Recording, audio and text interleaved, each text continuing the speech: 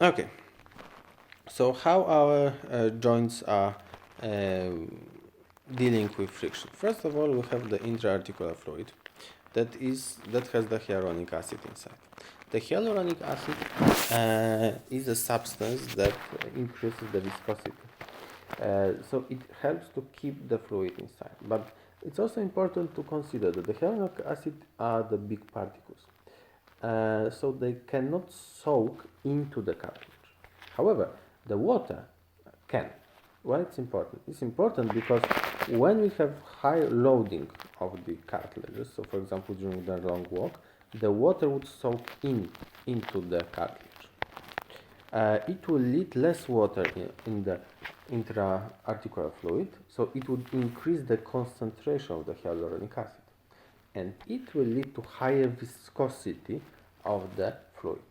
The higher viscosity leads to better lubrication, as we explained already in the previous video. Why else it's important that the cartilage acts as a sponge? It's also important because when we are jumping, for example, this water can be squeezed out from the cartilage. It will get between the cartilages and protect them from this rapidly increasing stress.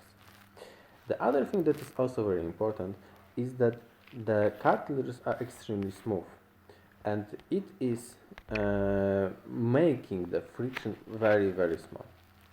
One more thing, when we have some wear, because obviously the friction is small, the lubrication is good, but nothing is perfect. So, but when we have some wear and there are some free particles of the cartilage, they would be eaten by our immune system, by our macrophages. So we have also a way to deal with wear, at least partially. Okay, so these were the most important intuitions.